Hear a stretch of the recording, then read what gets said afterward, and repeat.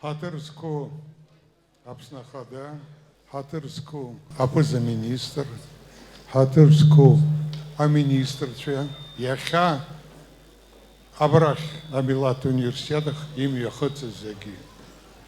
Яха ягва а университетах на язгвахтот, глар бжарати, а студент имш. Есышук сами паготари, арысх агватара. Есентаги, как хамцаква хнейт риадатах нахан хазхазом аха. Макана зей, ихагурат шо. Аха, азгит тазам как хамцо. Пшака, хочо хучла, хцот, а университетов, а милат университетов, урусфелый хозер. Университет – это воплощение духа и интеллекта нации. И хочу заметить, государства вкладывают большие средства в образование не потому, что они слишком богатые, а только потому, чтобы стать богатыми. Вот это нам надо всем помнить. Где бы ни учился выпускник абхазской школы, школы Абхазии, и возвращался обязательно на родину, и служил своему народу, только так будет у вас светлое будущее. По-другому не получится. Вот мы будем обсуждать сегодня, и уже начинали этот диалог с президентом, значит, о том, какие шаги надо еще предпринять для того, чтобы все в Абхазии пошло так, как этого желает весь народ. Недовольных много, но нужен диалог. Хатырску, Аюсша, Хатырску, Олега Алексей Па, еще до снова Растахуп и Хапи Амш, Шлар Бжаров, а студентство Рымш. Ратахума Арирыцх, Дара Цакту Амов, Яхел Греб Сергей Саз, Квартала Сфясовец. Я подготовил небольшое обращение, я его зачитаю стоя. Друзья, искренне рад возможности пообщаться со студентами и преподавателями Абхазского государственного университета. Так сложилось, что формат прямого общения главы государства с молодежью, студенчеством в стенах университета достаточно редкое явление в современной абхазской истории. Эту ситуацию необходимо исправлять, нужно закладывать иные подходы, нужно больше общаться, уметь слушать и слышать друг друга. 7 октября я имел удовольствие встретиться и напрямую пообщаться с нашими студентами в Москве. Это было прямое и честное общение, был диалог, открытый, искренний и интересный. Вы можете спросить меня, почему сначала были наши студенты из российских вузов, и только затем студенты Абхазского университета. Ответ очевиден, но я хотел бы его озвучить снова. Мы все сейчас у себя дома, в максимально комфортной обстановке среди друзей, родных и близких. Наши дети, братья и сестры, наши студенты в Москве нуждаются в таком же комфорте, поддержке и контакте с родными. Когда я был студентом, то и не мог мечтать о том, чтобы руководители Абхазской ССР приехали вдруг в Москву и собрали бы всех студентов-абхазов поговорить. Сегодня другая реальность, и мы можем создать такое общение. В Абхазии у себя дома еще важнее сохранить практику прямого общения, превращая ее в хорошую, добрую традицию. Тем более, когда речь идет об общении руководителей государства со студентами АГУ. Сам факт существования Абхазского государственного университета является неотъемлемым элементом нашего государства, нашей нации. По глубокому убеждению, не может быть нации и государства, если у них нет своего национального университета. Создание Абхазского государственного университета в 1979 году стало результатом письма 130 деятелей интеллигенции в Центральный комитет КПСС и последовавшие за ним события. Одной из уступок, на которую пошло руководство СССР и Грузинской ССР, и было создание университета в Абхазии, а также начало телевизионного вещания на абхазском языке.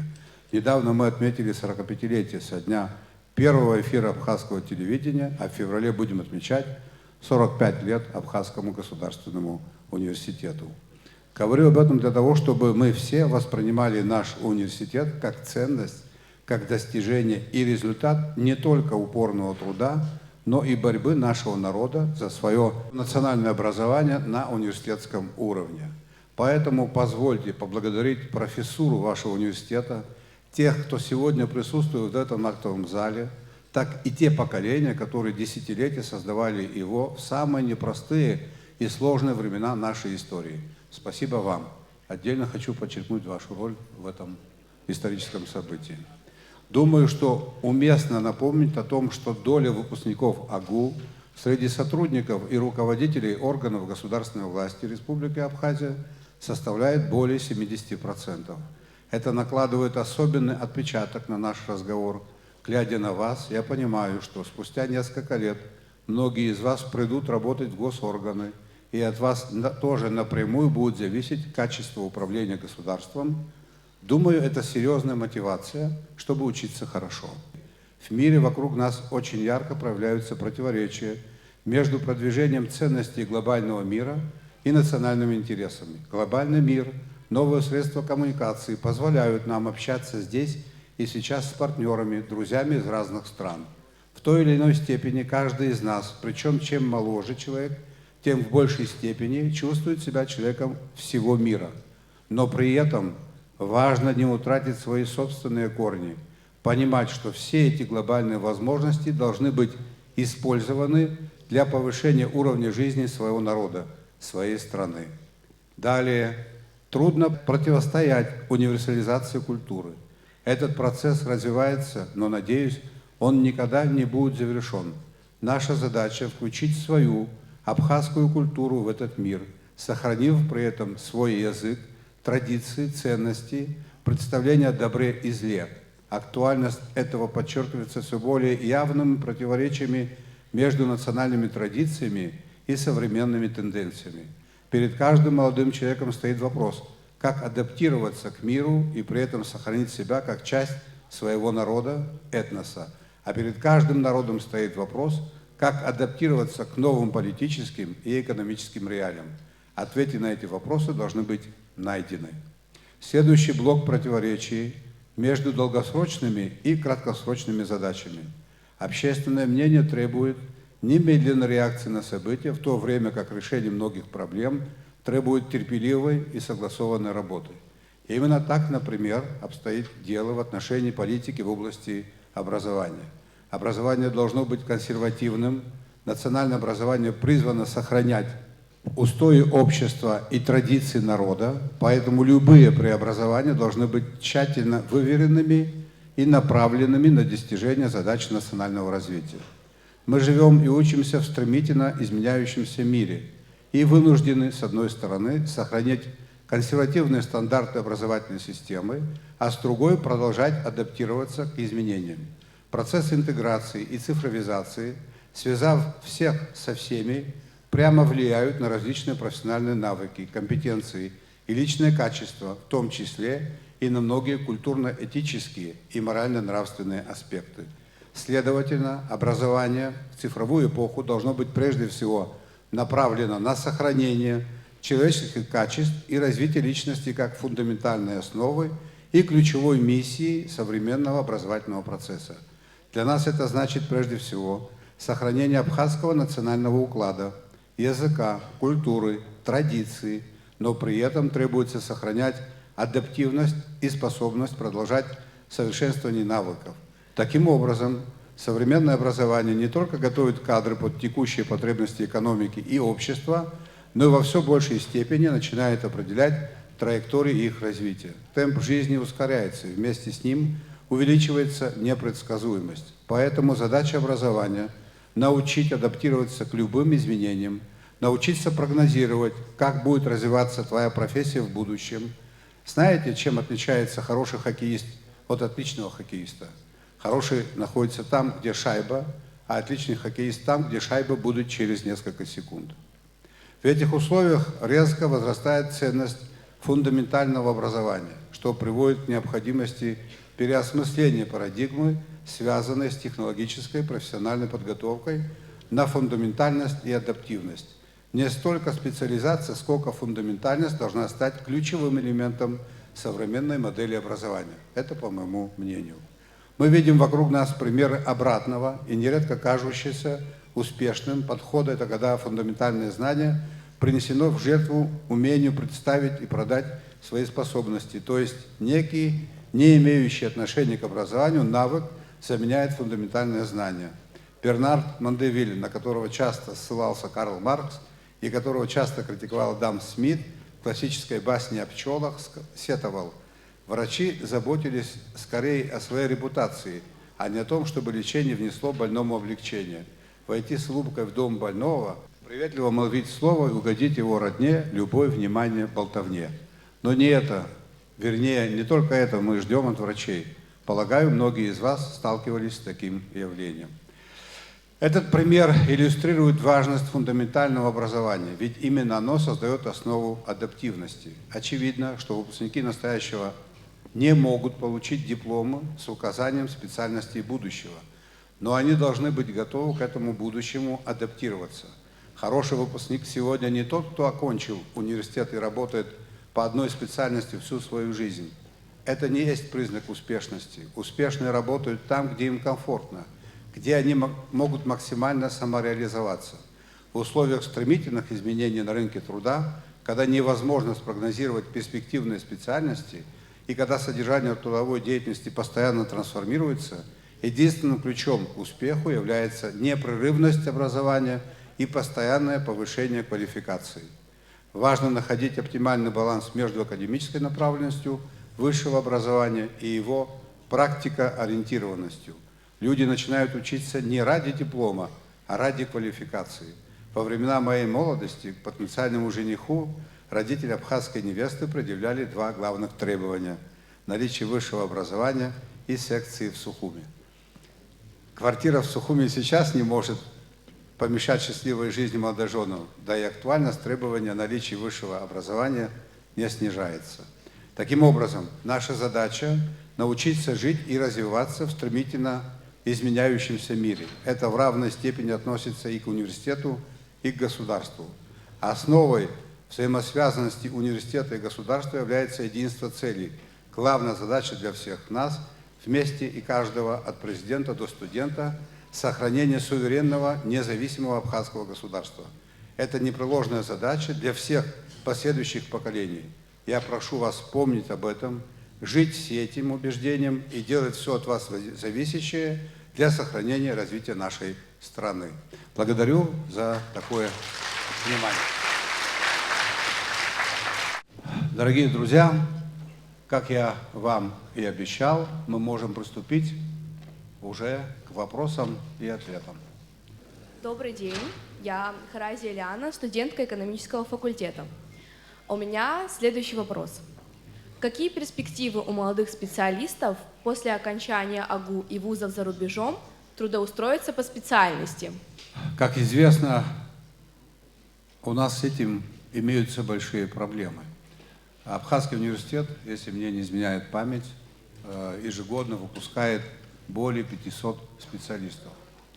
При этом, дорогие друзья, возможности действующей экономики состоят в том, что у нас 42 тысячи рабочих мест, официально зарегистрированных, и около 20 тысяч самозанятых. Я хотел бы быть предельно откровенным. Я пришел сюда именно для того, чтобы провести откровенный разговор, рассказать вам о том, как у нас обстоят дела во всех отраслях жизнедеятельности нашего государства. Поэтому на современном этапе наша экономика, к сожалению, обеспечить рабочими местами всех выпускников нашего университета не в состоянии. Наша экономика нуждается в развитии.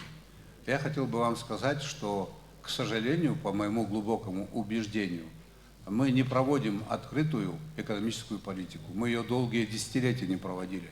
И для того, чтобы нам создать рабочие места, для того, чтобы трудоустроить студентов, нам необходимо инвестировать огромные суммы в экономику.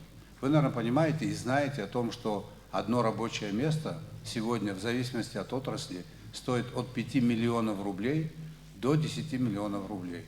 В советское время почти все трудоспособное население было занято в той или иной отрасли. Сейчас это у нас самая главная проблема. Нам необходимо изыскивать ресурсы для создания рабочих мест. У нас из 140 тысяч трудоспособного населения официально работает 42 тысячи, около 25 тысяч самозанятых, около 70 тысяч не имеют работу. Это самая главная проблема. Как это можно решить? Вот мы в еженедельном режиме занимаемся изучением этих проблем. Ваши экономисты, преподаватели наверняка об этом знают. У нас нет собственной денежной единицы. Мы находимся в рублевой зоне. И в обозримом будущем у нас собственной денежной единицы не будет. Для развития экономики, для того, чтобы развивать экономику, строить какие-то предприятия, нужны дешевые деньги. Дешевых денег в стране нет. Сегодня кредит – это примерно 20%. Если посмотреть кредитный портфель наших банков, 80% кредитного портфеля – это микрокредиты, которые люди берут для того, чтобы решить локальные задачи, там, сыграть свадьбу, купить, может быть, холодильник. 10-15% только работают в сфере экономики. Так мы развиваться не сможем. Коль скоро у нас нет своих денег, коль скоро у нас нет собственного миссионного центра, у нас остается один выход – это привлечение инвестиций. И в этом ничего плохого нет. Во всех субъектах Российской Федерации. Я неоднократно бывал на разных форумах экономических. Один из показателей важнейших для любого субъекта Российской Федерации – это сумма привлеченных инвестиций. Инвестиции прежде всего и главным образом работают на ту территорию, на которую они привлекаются, на граждан этой территории. У нас есть выход, мы должны развиваться. Если вы помните, в 2017 году здесь была презентована программа «25 шагов». Она до сих пор не принята.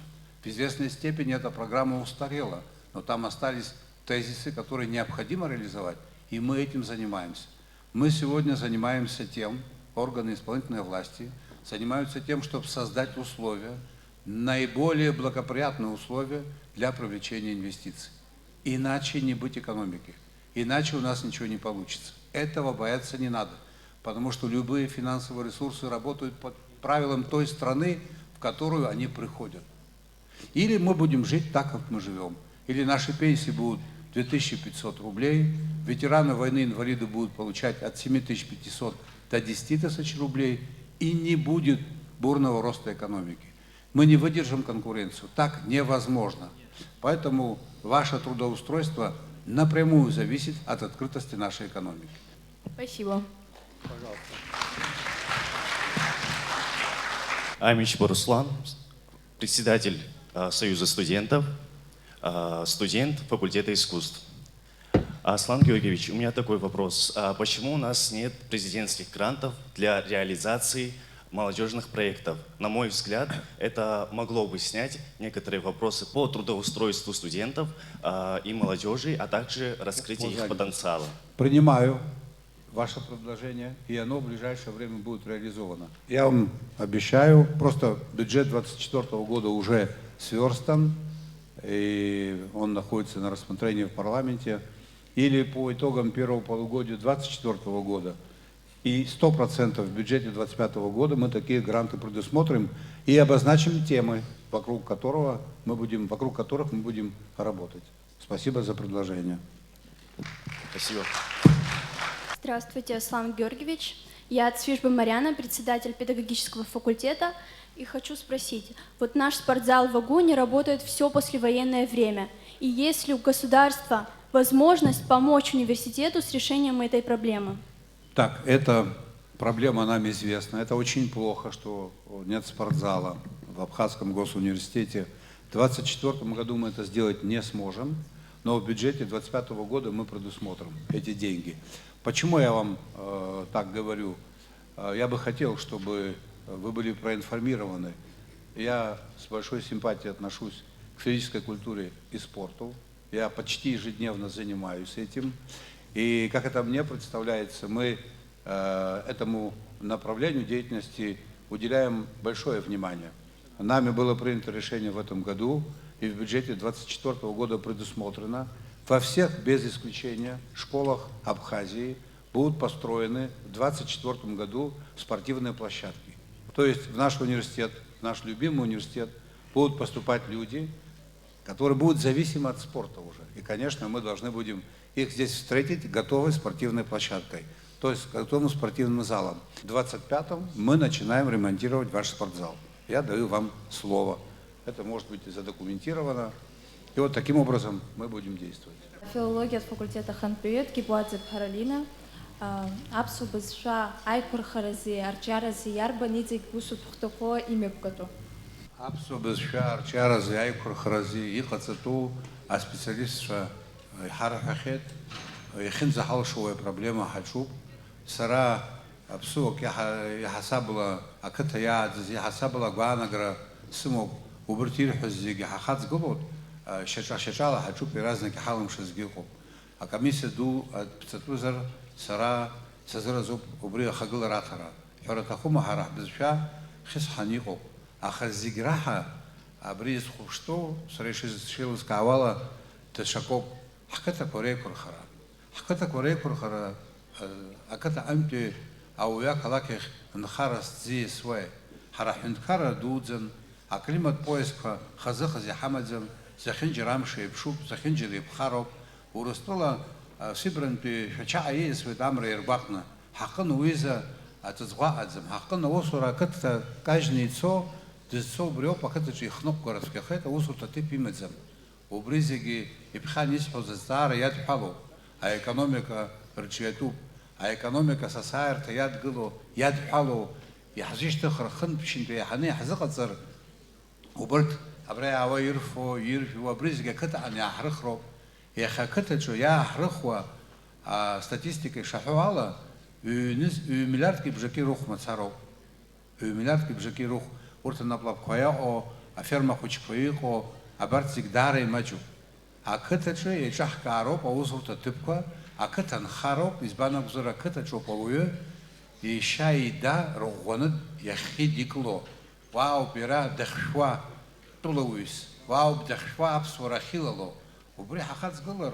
أبسو بزشا إيتيج أبسو بزشا أخخصنا جوب وبريو بيروغوتو زيجرابخا ناس حرتخوما يخطي технология мультфильм чутко тахтуп обучающая программа хайрхуи qatatup интернет егатуп нсауи дахнелаги абс ахинзана заадзо дахнелаги أبسو بزشا حرتو بس ацатуп шкок ашти хозар أبسولو بريشكو حمزارو أبرتزيجي сара и бзедзе не здоровье уж проблему. Я о проблема ко сырхац голод, хархац голод, я хин захалшо, а комиссия ахтоп хафиб хазозер и чахкаует, сахаглот, хацхраует. И цавиту попсышила. Сара черпштыс выс снизана и рацопа черпшты. Я хаба брада об цара министр, а университет в Балге. И злоуце я пишу Москва. А вино барадзе. Там ще ката. А ката там ще идерцан Москва и мирдзет яците. А басу пришел от глазащи. Здравствуйте, Аслан Георгиевич. На встрече в Москве со студентами вы говорили о создании и подготовке национальных управленческих кадров. Что можете рассказать подробнее о нем? Уважаемые коллеги, уважаемые студенты, уважаемые друзья, как это мне представляется, в этом есть необходимость. На базе Абхазского университета с учетом опыта преподавателей и с учетом того опыта, который мы как управленцы накопили, все-таки, на мой взгляд, есть определенные особенности. У нас должна быть своя собственная управленческая школа. И эти кадры могут быть подготовлены только здесь, в стенах вашего университета. Конечно, это может быть не первым образованием, а вторым образованием. Очень непросто работать руководителем, которые не знают в тонкостях, в мелочах менталитет Абхазии, абхазский менталитет. Это очень важно. надо знать свою историю, надо знать свою культуру, надо быть знакомым с творчеством таких наших писателей, как Дмитрий Гуля, таких ученых, как Дзидзаря, как Шалва Денисипа. Надо понимать, почему в XIX веке, в XVIII веке наш народ пережил такие тяжелые страницы, в XX веке, какие были корни. Это могут знать только люди, те, которые родились здесь, планируют работать здесь. И с учетом этих знаний нужно подходить к решению всех существующих у нас проблем. Поэтому эту школу мы будем создавать, это будет незатратная история. Это для тех, кто в будущем хочет занять руководящие должности.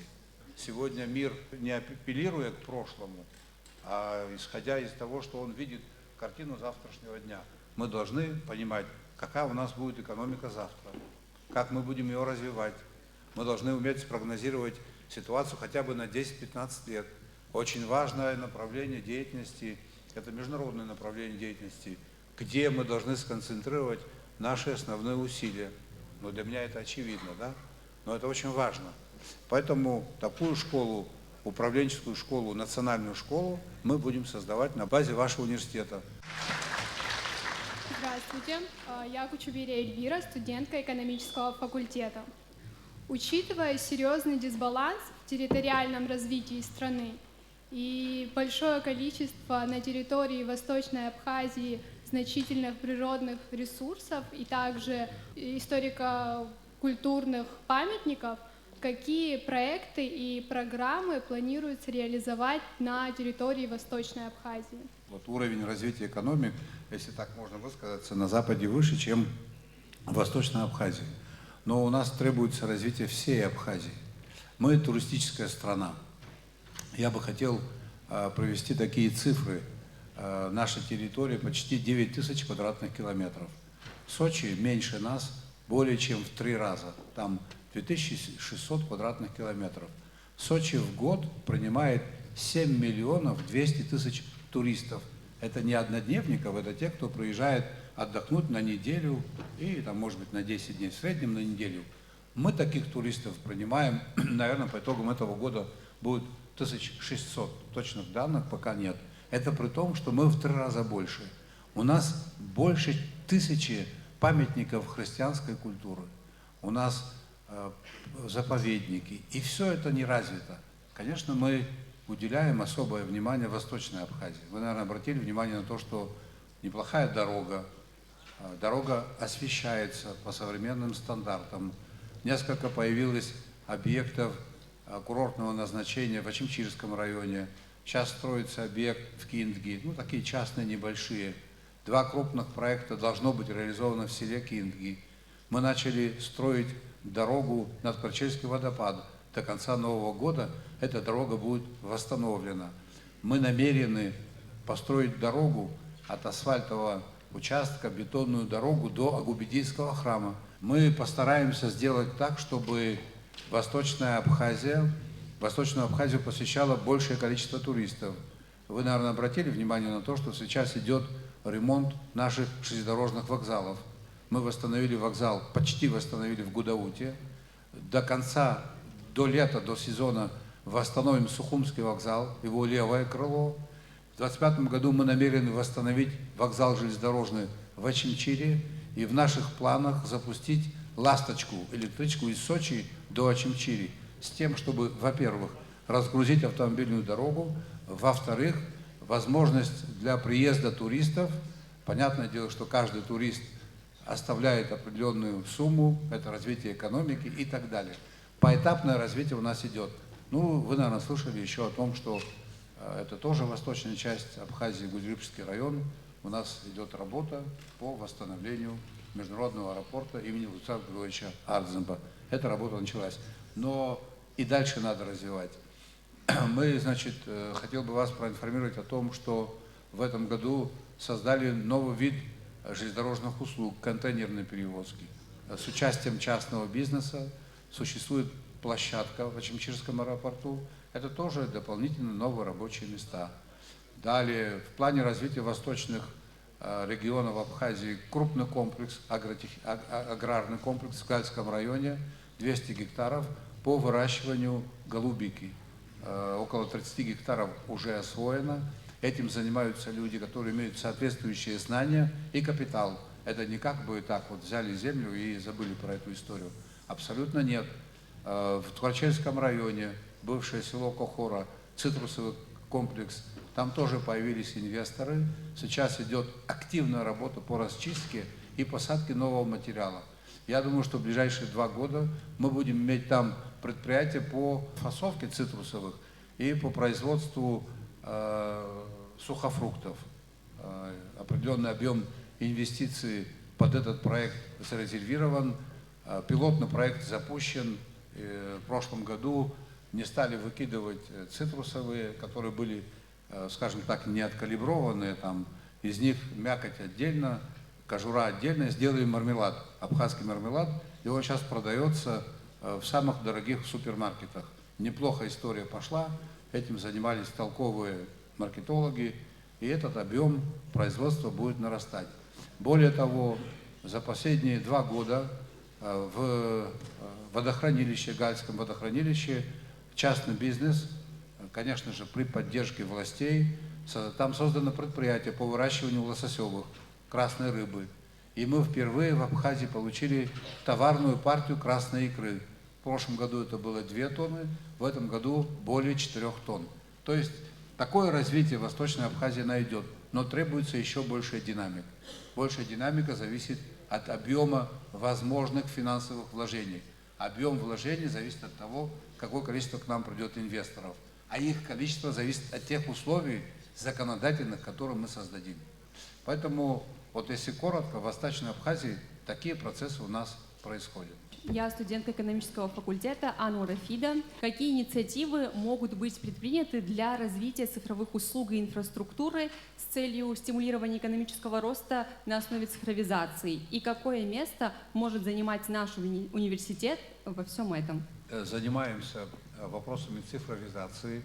Во-первых, это современный тренд. Во-вторых, вы знаете, там, где нет человеческого фактора, в некоторых случаях, там успех, там победа. Человеческий фактор в некоторых случаях надо привести к минимуму. Мы вот сейчас занимаемся программой по обеспечению высокого уровня цифровизации нашей налоговой инспекции. Это не дешевое удовольствие. Нам в этом плане помогают наши российские друзья. После чего, в конечном итоге, в качестве результата мы получим совершенно другое, более высокое качество администрирования. Мы получим более высокое качество контроля, мы получим точную статистику, возможности существующей экономики и так далее. Мы создаем, и для этого мы уже изыскали соответствующие ресурсы, Республиканский центр по обработке данных. Это тоже связано с цифровизацией, этим занимается у нас несколько министерств. В этом процессе задействованы Минфин, другие министерства, Министерство внутренних дел. Через возможности цифровизации мы будем иметь другую картину, связанную с обеспечением безопасности наших граждан. Туда же будет интегрирована программа «Безопасный город». Это возможный контроль со состоянием дорожного движения, там, совершением уголовных преступлений. Все это через цифровизацию. Программное обеспечение мы получаем и приобретаем из России преимущественно. Есть возможность в нашем университете сделать такой заказ и получить соответствующую программную продукцию? Или таких возможностей нет? На самом деле большая часть программных продуктов, которые сегодня используются, это по сути готовые решения, которые применяются в Российской Федерации. Но мне кажется, что с учетом кадрового потенциала Абхазского госуниверситета, разумеется, отдельные направления могут быть разработаны. Вице-премьер и преподаватель Абхазского госуниверситета. Ну, то, что можно, в каком виде подключить университет, подключайте и оплачивайте им за это. Обязательно. Меня зовут Адлиба Амина, я студентка 4-го курса кафедры истории и теории международных отношений. Близится зима, поэтому вопрос электроэнергии, мне кажется, является сегодня самым актуальным. У меня несколько вопросов, которые я, с вашего позволения, задам. Первый вопрос, он связан с воздушной линией Ачагуара. В прошлом году был поднят вопрос о коррупции, и по поводу этого вы давали срок в 2 недели, что этот вопрос решится. Нам очень интересно, как он решился, были ли привлечены к ответственности люди, если есть среди них те, кто должен понести ее. Вот. Второй вопрос связан, наверное, с недавним интервью. Я думаю, вы видели превью, которое выходило с генеральным директором Черноморэнерго, в котором он говорил о том, что в скором времени это приведет, нехватка энергетики приведет к тому, что у нас будут отключать свет на 12 часов. Насколько правдива это вообще история? Начнем с второго вопроса вашего. На 12 часов отключения не будет. Если внимательно послушать руководителя, или он оговорился, если мер соответствующих не предпринимать, тогда такое может быть. Если не обеспечить страну перетоком электроэнергии из Российской Федерации, тогда такое может быть. Но государство этим занимается. Компетентные люди занимаются решением данной проблемы. На самом деле у нас сложился дефицит электроэнергии. Он имеет несколько причин. Одна из главных причин – сверхизношенность нашей энергетической системы. У нас технические потери более чем 25%. До такой степени изношены наши сети. Также изношены наши трансформаторные подстанции, трансформаторное оборудование. Есть оборудование, которое работает с 1949 года. Вот, например, в аэропорту, по-моему, одна из подстанций была смонтирована в 1949 году. Вы представляете, 74 года. Все это износ. Конечно, можно ездить на машине, которому 75 лет. Но как этот транспорт будет ездить, и безопасен ли он, и какие скоростные данные. Поэтому объективные проблемы сложились. Они носят преимущественно объективный характер. Есть субъективная составляющая. Субъективная составляющая состоит в том, что цена, по которой продается электроэнергия, продавалась населению Абхазии, она была неадекватно низкой. Она никак экономически не была обоснована. Нет такой цены 40 копеек, и быть ее не может. В Южной Осетии, в стране, которая не богаче нас, электроэнергия для населения с 2010 года уже стоила 2 рубля 70 копеек. Мы только в прошлом году повысили тариф до 90 копеек для населения. И при этом собираемость у нас не более 40%. Люди не платят. Это очень серьезная проблема. У нас миллиарды рублей накопились за потребленную электроэнергию и за неоплаченную. Первое – это технические потери, они колоссальные. Второе – это очень низкий тариф. Хотим мы того или не хотим, электроэнергия – это товар. Для того, чтобы подготовить этот товар, его произвести, там затрачено огромное количество человеческих усилий. 1000 человек работают. Материальные силы, средства вложены. Они нуждаются в ремонте, в замене. Все это формирует себестоимость этого товара. Но мы ее решать будем в обязательном порядке. Нам помогут наши друзья. Но есть сложности. До тех пор, пока в энергетику не придут серьезные финансовые ресурсы, кризис в отрасли будет перманентным, он никуда не денется. Туда необходимо вложить существенную сумму денег. В 2017 году специалисты были приглашены из Москвы. Руководители того периода Черноморэнерго заплатили в эквиваленте $1 миллион для того, чтобы расписали план вывода энергетики из кризиса. В ценах 2017 года в энергетику необходимо было вложить, чтобы энергетика работала в безаварийном режиме, около 20 миллиардов рублей. Сегодня это как минимум 30-35. Вот о каких цифрах идет речь. Что для нас важнее? Иметь стабильную, качественную электроэнергию за рубль и за рубль 50, или иметь нестабильную, некачественную, прерывистую электроэнергию за 40 или 90 копеек. Мы должны этот выбор сделать. Что касается линии Ачегвары, там идет до сих пор проверка. Она связана с тем, что товар был поставлен с Российской Федерацией. Для того, чтобы идентифицировать товар, для того, чтобы обнаружить признаки преступления, должны были быть назначены несколько видов экспертиз. Часть экспертиз была назначена, они проведены. Часть экспертиз мы не в состоянии провести технически, этим занимаются специалисты в Российской Федерации. Мы получим в ближайшее время ответ, когда говорил я имею в виду Генеральную прокуратуру, после чего будет понятно, был ли состав преступления в действиях должностных лиц, которые были уполномочены заниматься этой проблемой. До этого мы об этом говорить не можем. Здравствуйте, меня зовут Лагила Вилона, я студентка юридического факультета. У меня следующий вопрос. Какие меры государство может предпринять для того, чтобы снизить коррупцию или даже, возможно, преодолеть ее?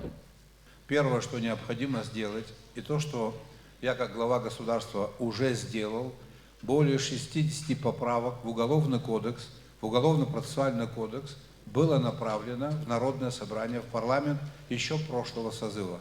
По части из этих поправок решения приняты, по части из этих поправок предложения решения не приняты. К примеру, я предлагаю, и хотел бы вот с вами посоветоваться, по некоторым статьям Уголовного кодекса, в том числе статьи коррупционной направленности, санкции альтернативные убрать. Там, к примеру, написано, там, за нарушение, если вина доказана, выносится там, решение судьи, срок от 5 до 8 лет. Я не считаю это правильным. Я считаю, что санкция должна быть одна, или 5, или 8, потому что это тоже некий торг, некая вилка, которым могут пользоваться нечестные люди. Я внес предложение по некоторым статьям Уголовного кодекса, в том числе по коррупционным статьям, приостановить действие статьи УПК как домашний арест только в отношении беременных женщин. В части, касающихся судебного сообщества, сейчас уже не получается уголовное дело, вот человек совершил преступление, предварительный орган работу завершил, отдал суду, и он знает, с каким судьей договориться. Такой возможности нет, потому что там работает автоматическая система распределения дел. Это тоже выбивает составляющую коррупционную. Необходимо принять закон о государственных закупках, потому что очень часто мы сталкиваемся с тем, что вот на одном государственном предприятии покупали интернет, в течение 4 лет заплатили 52 миллиона рублей за интернет, а сейчас в год интернет обходится в 800 тысяч рублей. А тогда они сказали, вот, а мы не знали по другой цене, он ни за что не отвечает, потому что нет закона о государственных закупках. Он тоже снимет ряд вопросов, и его надо было принять. Необходимо принять такую норму, как конфликт интересов, когда, вы, наверное, как юрист понимаете, о чем идет речь, нам необходимо работать над нашим уголовным кодексом, уголовно-процессуальным кодексом, и, понятно, ужесточать меры в отношении и должностных лиц, и так далее. И самих правоохранителей тоже. Главный атрибут государства – правоохранительные органы. И там должны работать люди, во-первых, увлеченные, во-вторых, люди, которые знают и любят свою профессию, в-третьих, люди, которые могут отдаться ей полностью. Они должны думать, где мы возьмем кусочек хлеба. У них не должно возникать выбора в плане, там, предложили взятку, эту задачу надо решать. Это очень легко, нелегко. И это зависит от возможности нашей экономики в том числе. Мы эту работу ведем. Если посмотреть на результаты деятельности государственных компаний, то вы увидите, что там результаты серьезным образом улучшились, финансовый результат. Например, Абхазская железная дорога, государственная компания. В 2019 году выручка у них была 68 миллионов рублей. А на 1 ноября текущего года у них выручка уже под 450 миллионов рублей. Примерно такая картина во всех государственных компаниях. Студент экономического факультета, у меня такой вопрос. Как вы считаете, каким образом государственные и частные структуры могут сотрудничать для улучшения инвестиционного климата в нашей республике? Государственный бюджет Абхазии формируется более чем на 90% благодаря нашему бизнесу. Взаимодействие бизнеса и власти – это наиважнейшая работа. Собственные инвестиции, национальные инвестиции, они не решат глобальные задачи, которые перед нами стоят. Нам нужно приглашать иностранных инвесторов. Но любой иностранный инвестор, вы как экономист, наверное, это знаете, который регистрирует компанию здесь, в Абхазии, и работает через эту компанию, становится уже национальным инвестором. Но до этого я говорил о том, что, исходя из того, что собственной денежной единицы у нас нет, и в ближайшей перспективе это невозможно создать, мы должны прислушиваться к бизнесу. Я не знаю, вы обратили на это внимание или нет, в феврале текущего года мы собрали по моей инициативе в администрации президента наиболее крупных бизнесменов, уроженцев Абхазии. И обсуждали один очень, на мой взгляд, важный вопрос. Но их рекомендаций никто не услышал. Вот люди, которые состоялись как бизнесмены, это не те, которым кто-то что-то подарил.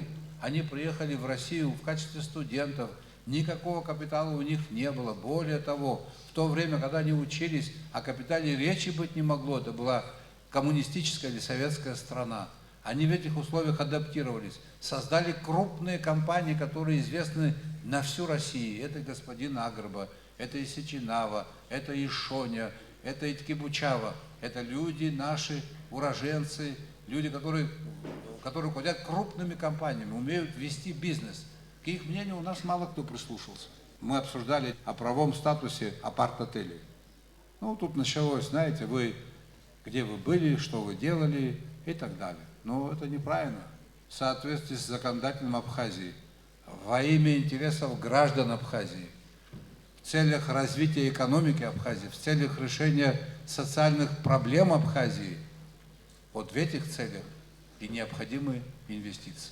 Меня зовут Самира. Я студентка агроинженерного факультета. У меня к вам такой вопрос.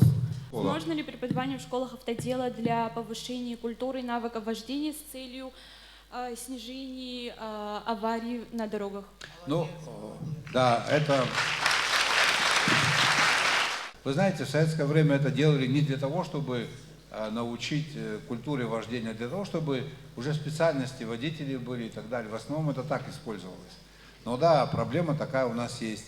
И она связана не только с тем, что преподавание не того уровня. Тут много факторов. У нас тревожная ситуация в плане количества совершаемых дорожно-транспортных происшествий. Я в этом плане с вами согласен. Но есть и объективные причины. Я бы хотел, чтобы вы знали, уважаемые студенты, в советской Абхазии, в которой проживало почти 600 тысяч жителей, на учете было 46 тысяч транспортных средств. Это население было в 2,5 раза больше, чем сейчас. Сейчас у нас около 80 тысяч транспортных средств. 80 тысяч. Мы недавно внесли изменения в правила. Часть правил было ужесточено, и это тоже дает свои результаты. Но проблема еще связана с тем, что некомплект в органах внутренних дел по линии ГАИ. Там тоже заработные платы невысокие, хотя в советское время в ГАИ попасть было очень сложно. Сейчас не с большой охотой туда идут люди. Нам необходимо строить новые дороги. Новые дороги. В дорогах должна быть разделительная полоса безопасности. В наших условиях это очень сложно сделать. Но мы разделительную полосу осевую сделали, боковые сделали, дороги осветили. От кромки дороги вглубь территории метров 15-20 по всей Абхазии расчистили. В этом году мы повесили более 200 новых знаков дорожного движения. И, товарищ министр, коротко расскажи по безопасному городу, по вот этим вот средствам объективного контроля, что вы планируете делать? Уважаемый Аслан Георгиевич, уважаемые студенты, в рамках этого года уже реализуется проект «Безопасный город». Более 40 миллионов рублей вложено в этот проект и куплено соответствующее оборудование. Уже в тестовом режиме проводим мы работу, и я думаю, в рамках уже следующего года в полном объеме эта система будет работать. Ну, коротко раскрою, это камеры? Это камеры фиксации нарушений дорожного движения, многих других нарушений правил и безопасности в целом, так скажем, наших граждан. Да. И если позволите, Аслан Георгиевич, касаемо в школе, вот мы сейчас прорабатываем программу внедрения именно обучения дорожно-транспортного, то есть как бы движения, все остальное. Мы с детьми постоянно работаем, в рамках этого года тоже по всем районам проводились соответствующие акции, они будут продолжаться. Аслан Георгиевич, разрешите добавить к ответу министра внутренних дел? Мы совсем недавно участвовали в международном межгосударственном слете юных инспекторов движения в городе Анапа. совместно с Всероссийской организацией «Юный инспектор движения». По их приглашению наша команда вчера заняла общекомандное 1-е место. И хочу подчеркнуть, что опыт, который вот девушка озвучила, он сохранился в некоторых школах, изучается автодело, например, в Зыбской школе. Конечно же, чтобы создать этот опыт, нужны вложения, создать лаборатории, подготовить специалистов. В колледжах у нас эта работа продолжается, в школах, конечно же, это было бы, конечно, хорошо внедрять это изучение, пропаганду безопасного дорожного движения. Но вот на уровне общероссийской организации «Юный инспектор движения» мы уже это начали делать. Меня зовут Абидова Аида, я студентка 3-го курса юридического факультета. И я хотела у вас узнать, вопросы, связанные с госдачей в Пицунде и закона об апартаментах, вызвали очень бурную реакцию в обществе, не только со стороны оппозиции, но также со стороны молодежи, научной и творческой интеллигенции, различных экспертов. Однако, несмотря на очевидный перевес общественного мнения, со стороны власти создается впечатление, что это мнение не отражается, и создается впечатление, точнее, что мнение народа власть не интересует. Поэтому я хотела спросить, на какой стадии находится решение этих вопросов, лоббируются ли они, продвигаются в парламенте? Знаете как, для того, чтобы знать мнение народа, как вы сказались, необходимо провести референдум. Есть определенное настроение, есть разные точки зрения, есть реальная жизнь, есть практика реальная. Что касается Пицунской государственной дачи, речь не идет о передаче Российской Федерации земли, речь идет о передаче им в собственность зданий и сооружений, которые стоят на этой территории. Речь идет о необходимости осуществления реконструкции и капитального ремонта этих зданий и сооружений. Им более 60 лет. Вы, наверное, знаете, что в управлении, в бессрочном, безвозмездном управлении эти объекты находятся в управлении Российской Федерации. Руководство России обратилось к нам с просьбой с 2009 года, они ставят с определенной периодичностью вопрос, с просьбой о передаче этих зданий и сооружений им в собственность. Этих зданий и сооружений там около 4000 квадратных метров. 4000 квадратных метров. Это вопрос не только правовой, он еще и политический. С учетом того, что мы частично признанная страна, с учетом особых взаимоотношений с Российской Федерацией, с учетом того, что на этой государственной даче неоднократно бывал президент России Владимир Путин и намеревался там бывать, они попросили передать им в собственность. По их законодательству они не могут осуществлять капитальные вложения за границей, за рубежом, не на территории России, если объект не является их собственностью. Он хотел сделать там, намеревается сделать резиденцию современную для своих нужд. И я считаю, будет правильно пойти ему навстречу. И я думаю, что большинство граждан так думают. Поэтому эта работа идет на самом деле. От этого очень многое зависит. Будет решен данный вопрос или нет. Там территория огорожена более 65 лет. Если мы говорим о сохранности природы, пицунская сосна, которая иногда болеет, там она себя чувствует лучше, чем где-либо в другом месте. Только там удалось сохранить самшит пицунский, везде он выгорел у нас. Поэтому тут такая история, молодые люди. У нас особое отношение с Россией. Скажите, сколько здесь из присутствующих не имеет российское гражданство? Тут, наверное, человек 400, человек 30, наверное, гражданство российское не имеет. А что такое гражданство? Потом, в последнее время, вот специально вбрасывается такая информация, хотят наши взаимоотношения с Россией и народ России поставить на один уровень, например, с государствами европейскими, которые нас в упор не видят. Русский человек нам близкий человек. Мы сейчас общаемся на русском языке. И окно в мир у нас сегодня только через Россию. Вот недавно были выборы руководителя Федерации Кавказских в Турции. Наши ездили, принимали участие. Коммуникация с Турцией происходит по каким паспортам? Российским, да. По российским паспортам. И все ополчились против россиян.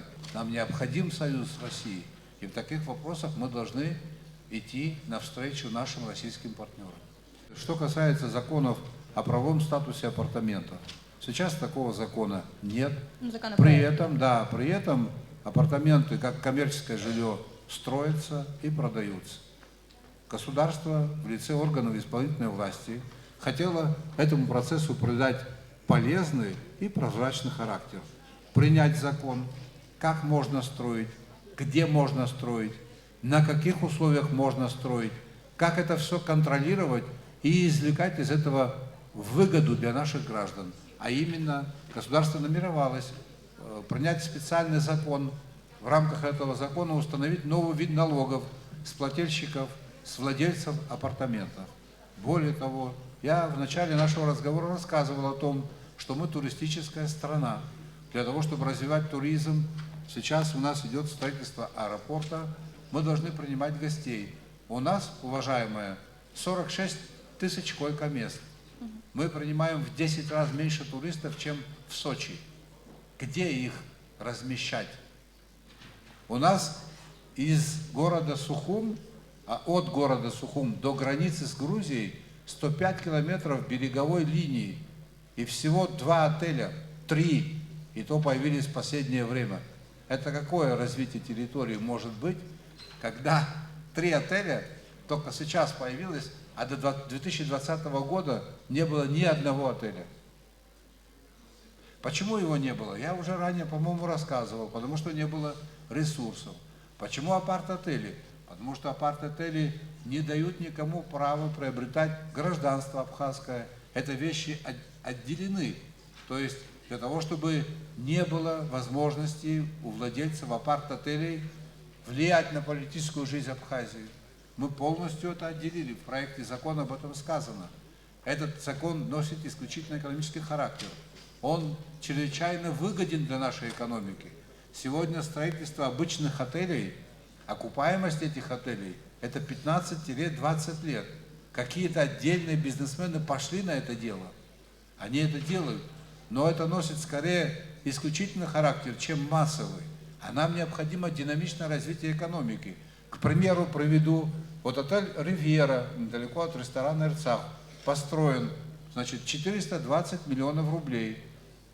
Работает 35 человек. Одно рабочее место обошлось более чем в 10 миллионов рублей.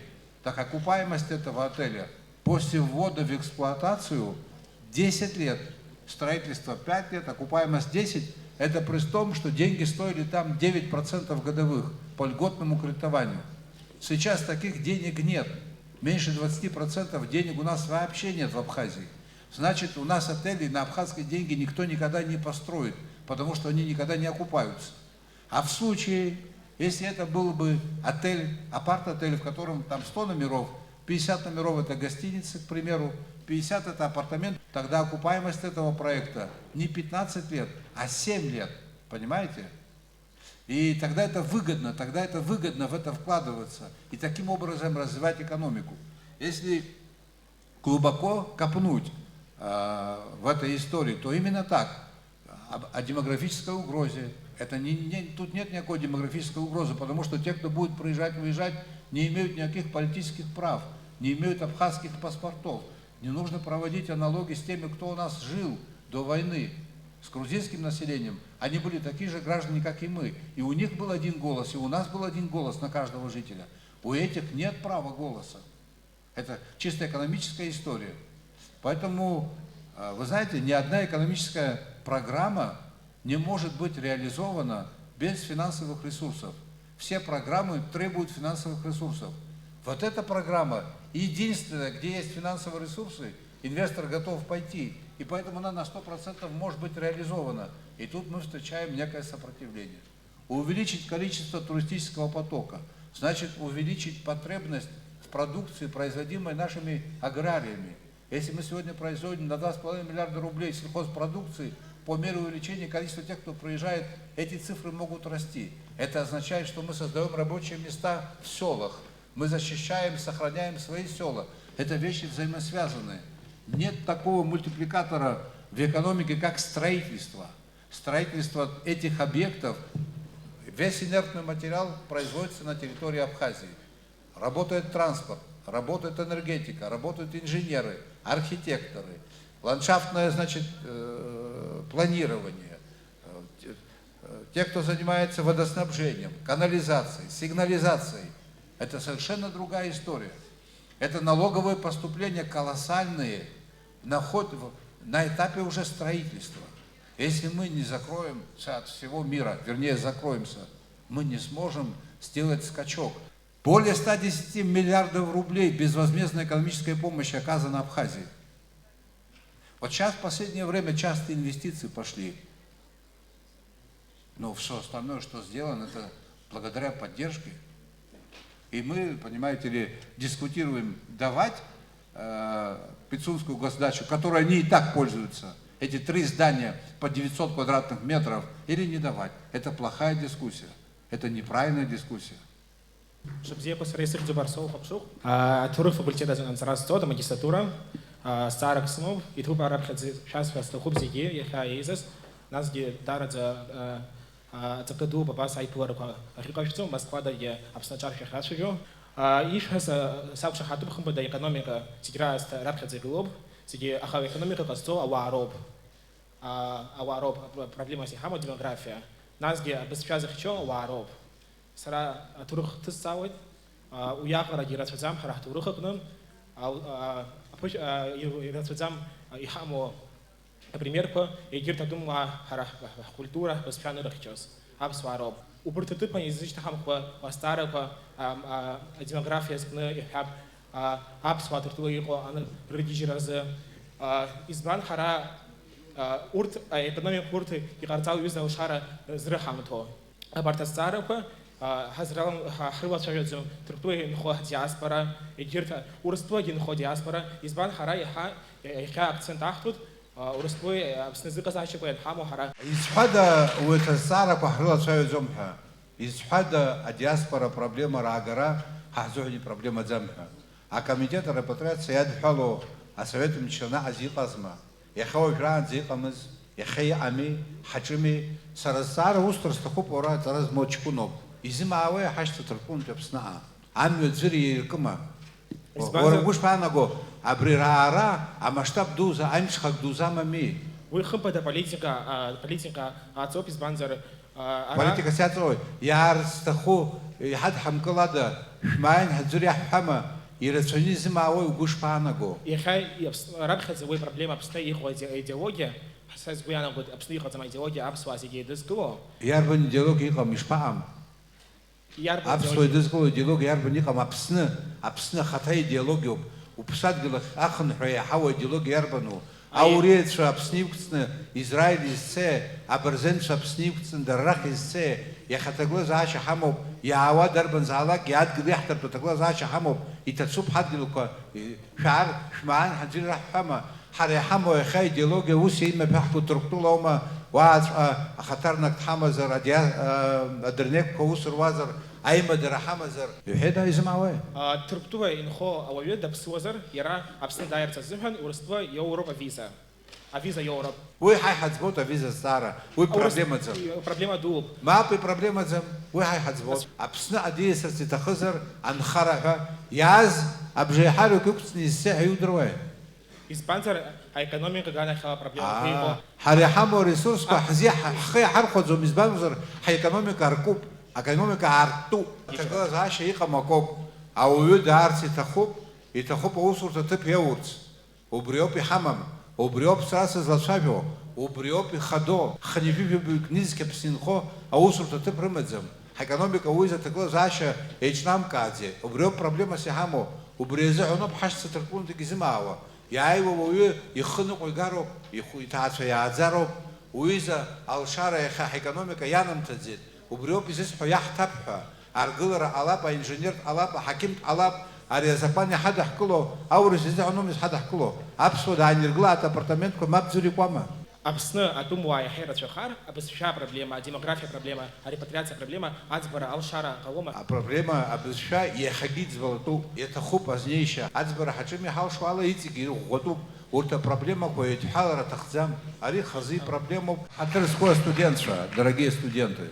Я не хочу, чтобы у вас сложилось такое впечатление. Я настроился на откровенный разговор.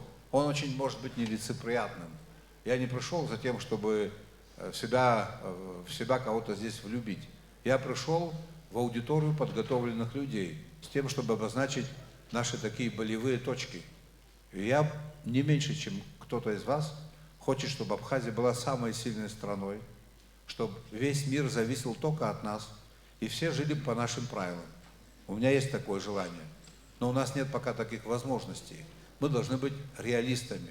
Я в своем вступительном слове сказал, мы как-то должны адаптироваться к окружающему миру. Нашей идеей должно быть сохранение нашего государства. Невозможно сохранить государство, если не обеспечить его экономический суверенитет. Не бывает абсолютных схем. Так в практике не бывало никогда ни у кого. Вот мы должны взвесить и выбрать для себя путь развития. Путь развития в Абхазии, и тогда приедут наши братья со всех государств, когда наша страна будет самой привлекательной. Она должна быть, она может быть привлекательной, и этого бояться не надо. Для этого мы должны развить экономику. А экономика у нас известна какая, несколько направлений. Это туризм, это сельское хозяйство, это могут быть цифровые технологии, это может быть логистика. Но для развития всего требуются финансовые ресурсы. Мы готовы привлечь капитал наших сограждан из любой страны. Но этот капитал к нам не идет, потому что условия ведения бизнеса не те, которые должны были быть. Меня зовут Чагава Арина, я студентка 3-го курса агроинженерного факультета. Я бы хотела добавить к уже вышесказанным вопросам. Мы знаем, что в нашей стране серьезные проблемы в отрасли экономики. Почему в поисках решения этих проблем не звучит вопрос об альтернативных источниках энергии, например, солнечных или ветряных? Мы как раз таки альтернативные источники, мы этот вопрос рассматриваем, поэтому надо быть реалистами. Я не знаю, я вам рассказывал или нет, возможно, вы об этом читали. Мы в свое время обратились к руководству России и подготовили для нас схему газификации. Это тоже в данном случае альтернативный источник генерации, да, мы планируем. На последней встрече с президентом России я этот вопрос поднимал повторно. Соответствующее поручение дано. И я думаю, что мы можем рассчитывать на реализацию этого проекта. И все имеет свою цену. Генерация, которая будет осуществлена через поставку газа и так далее, это примерно киловатт-часов, если перевести, это до 4 рублей. Ну, и срок реализации этого проекта не менее 5-6 лет. Уже субъекты экономики, вот некоторые субъекты экономики, особенно те, кто занимается туризмом, отели 4 категории выше, они готовы эти деньги платить. Главное, чтобы у них был источник электроэнергии, чтобы не отключали. Это невозможно. В Сочи сегодня киловатт-часов для простых граждан стоит 6 рублей. Для бизнеса стоит 9 рублей киловатт-часов. Понимаете? У нас средняя заработная плата по стране 20 тысяч рублей. Электроэнергия стоит 90 копеек. В Сочи 6 рублей. Это у нас получается в 7 раз больше. Но в Сочи нет такой зарплаты средней, как 140 тысяч. Там 42 тысячи. Но люди исправно платят. Конечно, это приводит к тому, что идет определенная экономия. Но это такой достаточно ценный ресурс. Вы, наверное, обратили внимание, что в последнее время, последние несколько лет достаточно активно строятся у нас новые объекты. Вот я ее так назвал бы, заброшенная территория МВО и ПВО. Там новые хозяева, инвесторы оттуда вывезли больше 2000 машин мусора. И у нас появились объекты. Сейчас новый корпус строится. 300 рабочих мест. Вы помните, в районе кафе «Эльбрус», бывшее здание гостиницы Тбилиси, да, или какая? Все это в каком состоянии ужасном все было. Все это сносится. Там тоже будет гостиничный комплекс. И им нужна эта электроэнергия. Они готовы будут платить. И нужна альтернативная. Мы над этим думаем, мы над этим работаем. Ташхарова Мария. Я студентка 1-го курса биолого-географического факультета. Мой вопрос. Насколько серьезна угроза со стороны Грузии в плане открытия второго фронта против России и Абхазии? Вы знаете, я хотел бы, спасибо за этот вопрос, сказать следующее. Вот действующие руководители Грузии, действующее руководство, как это мне представляется, это команда прагматиков. Как это мне представляется, они не заинтересованы в возобновлении военных действий. Но в грузинском, значит, там, политическом истеблишменте есть силы, которые считают это необходимым. У них очень серьезная позиция. В апреле, весной этого года была попытка совершить государственный переворот. Грузинская позиция тесно связана с руководством Украины. Украина же сегодня заинтересована в том, чтобы по всему периметру границ с Россией начались какие-то, скажем так, военные действия с тем, чтобы отвлечь эти силы. Эти вещи взаимосвязаны. Вообще безопасность Абхазии нельзя рассматривать в контексте взаимоотношений между Абхазией и Грузией. Тут история куда более масштабная. И поэтому вы, наверное, обратили внимание, недавно было заявление президента Зеленского. Он призывал руководство Грузии, грузинскую общественность, и говорил о том, что сейчас благоприятные условия созрели для того, чтобы восстановить территориальную целостность. Он не употребил термин «война». Но что такое территориальная целостность? Это, конечно же, война. А что такое война? Это тысячи, десятки тысяч погибших, женщин, детей. Это отбросить страну на десятки лет назад. Он к этому призывал. И я хотел бы, чтобы вы обратили внимание, ни один руководитель западного государства, ни одни западные политики не сказали порицания, не высказали в адрес Зеленского. Поэтому опасность определенная есть. Это мои наблюдения.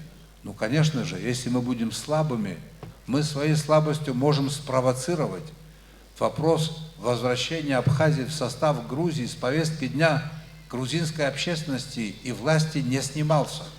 Он стоит. Я хочу вас проинформировать о том, что бюджет вооруженных сил Грузии очень существенный, и он с каждым годом нарастает. Для чего нужен такой бюджет? Зачем Грузии нужны такие вооруженные силы? У Грузии нет никаких территориальных претензий к Армении, к Азербайджану. Там территориальных претензий нет. У них есть претензии к нам. Поэтому мы должны быть сильны, мы должны быть готовы к этому. Я вас хочу абсолютно убедить в том, что мы, конечно, справимся, но если вдруг дело пойдет по такому сценарию, не дай Бог, если вдруг такое случится, вы должны понимать, что грузины будут не одни, а с ними будут их союзники, весь западный блок. Поэтому нам необходимо особо отношения укреплять с Россией. Нам нужны такие союзники, как Россия, как Белоруссия. Этот мир стал менее безопасным, более хрупким. Вопросы международного права зачастую игнорируются. Ну, разве имели право руководители Америки вторгаться под предлогом в Ирак? Это же независимое государство, признанное всеми странами, член Организации Объединенных Наций. Они сказали, что там есть, значит, у них атомное оружие, мы не нашли атомного оружия. Они сказали, что они являются источником зла, что они не разделяют их ценности. При этом такие же ценности, как в Ираке, такие же ценности в Саудовской Аравии, но они на них не напали, потому что у них с ними бизнес. Поэтому человеческие ресурсы, водные, климатические ресурсы стали объектом посягательств, и они будут, и мы должны быть вместе с крепким союзником, иначе будет очень тяжело. Я бы в связи с этим хотел бы вам порекомендовать пресс-конференцию Лукашенко. Он давал ее весной, в марте, и он говорил, задавался вопросом, мы, белорусы, он говорил следующее, мы в плане обеспечения военной безопасности можем обойтись без России или нет? Россия, говорит, без нас может, а мы без нее сможем или нет? Он задавал такой риторический вопрос. Поэтому нам придется за это бороться. Принципиальная особенность, исключительно наше положение состоит не в том, что у нас красивая страна, не только в этом, в том, что мы находимся в состоянии войны. Мы частично признанная страна. Поэтому, конечно, на нас будут посягать, если мы своей слабостью кого-то спровоцируем. Поэтому мы уделяем в последнее время особое внимание вооруженным силам. Уважаемые друзья, студенты, у нас проблемы с призывом в нашу абхазскую армию. Там есть и субъективные, и объективные причины. Но такого быть не должно. И, кстати говоря, образовательный центр, который мы здесь будем создавать, и вообще весь кадровый резерв, он должен быть составлен из тех, кто имеет со своей спиной годы, проведенные в качестве солдата в вооруженных силах Абхазии. По-другому это работать не будет. Я студентка первого курса юридического факультета Телян Анна. У меня следующий вопрос. Какие меры может предпринять государство, чтобы улучшить качество медицинской помощи в нашей стране? Анна, первое.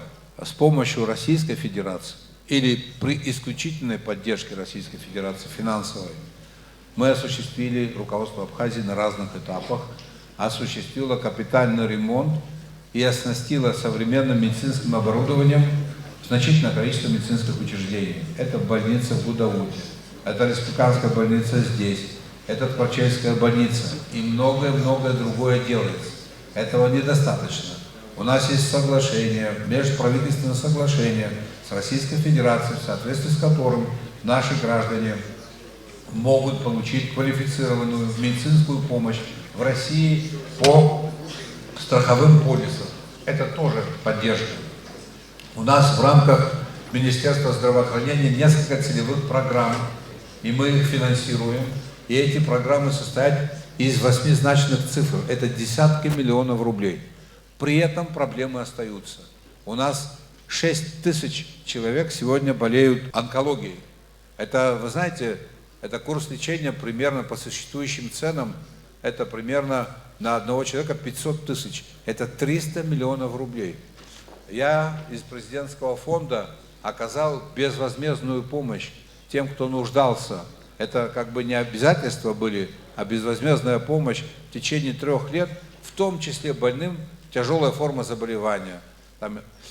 И студентам, которые обучаются за пределами Республики Абхазия, более чем на 1 миллиард рублей. Наша медицина должна сделать шаг вперед. Для этого нужно в нее вкладывать деньги. Мы сейчас рассматриваем возможность оказания некоторых видов платных услуг в наших медицинских учреждениях. Так или не так? И что касается финансирования наших обязательств в плане медицины, никаких задержек у нас нет.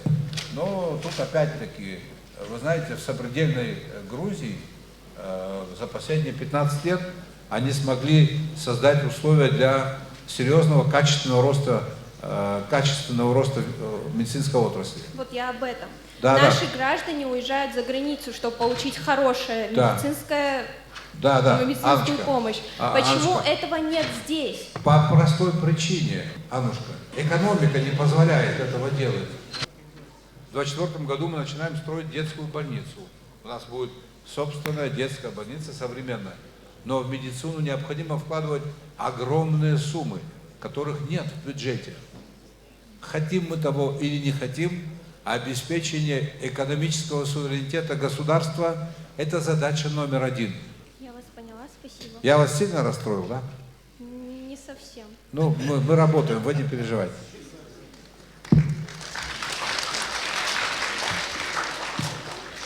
Добрый день. Аслан Георгиевич, у меня такой вопрос. Студентам из Восточной Абхазии очень трудно добираться до университета. Возможно ли организовать регулярный автобус по маршруту Гал-Ачамчира-Сухум?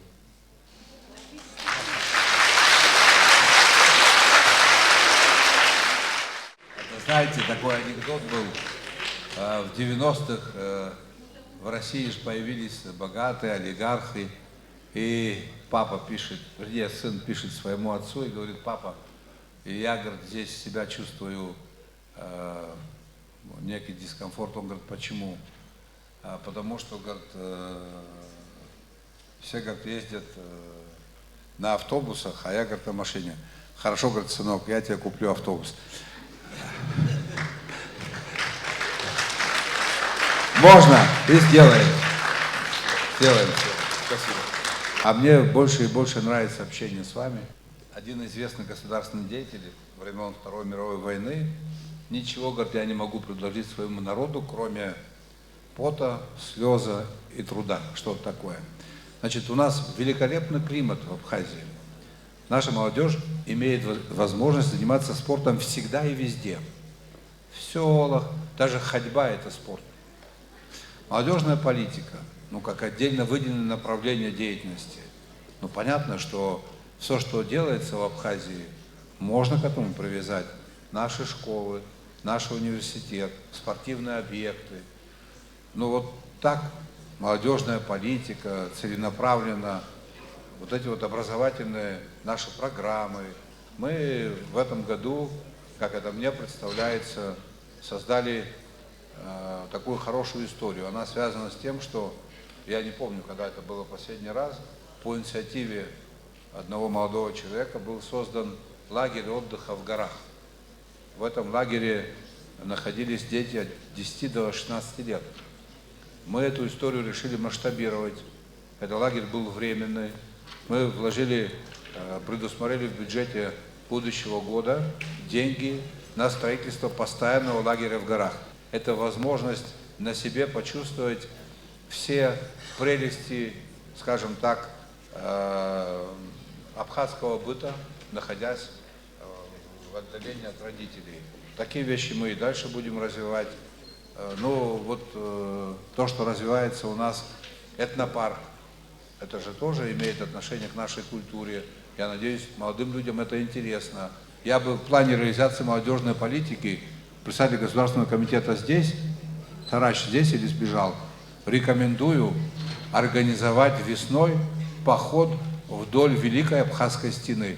Абсолютно убежден в том, что 50% студентов там не были.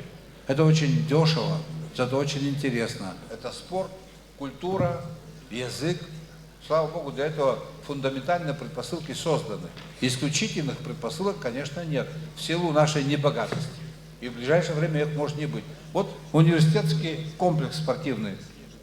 Меньше, чтобы здесь курили у вас и занимались спортом. Как-то так будем двигаться.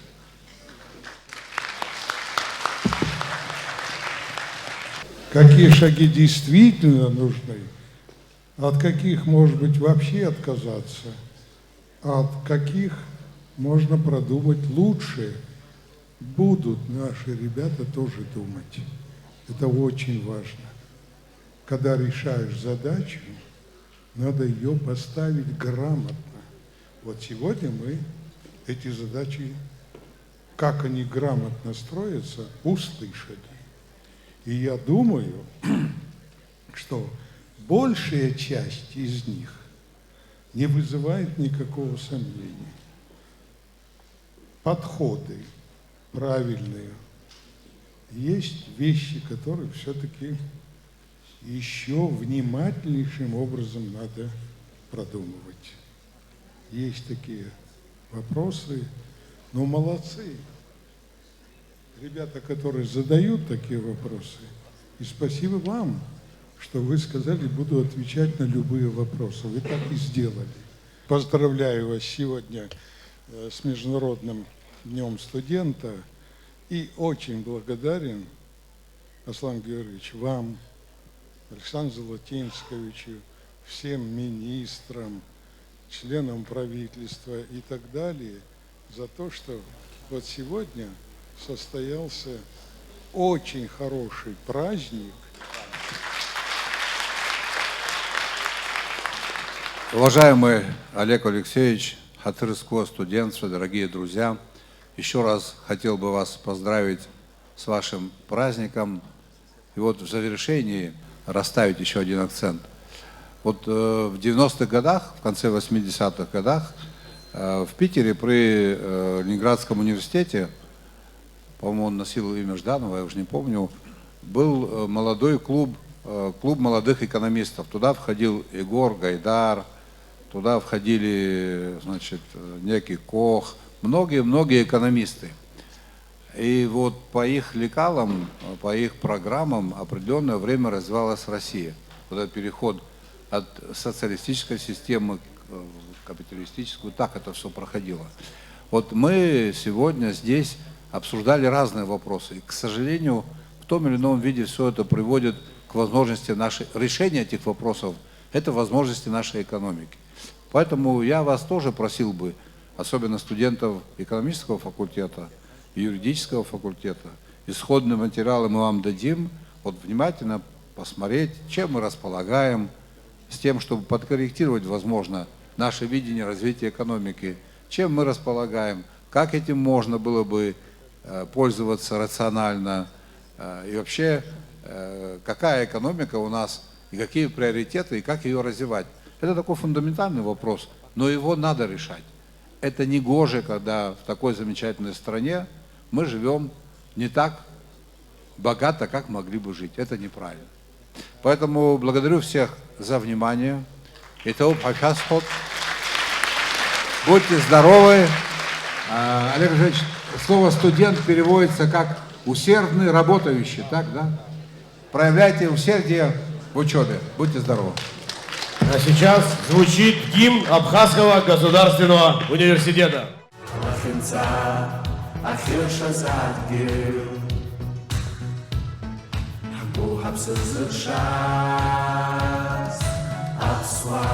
Университет Хага, Абслу, Амша Азазга,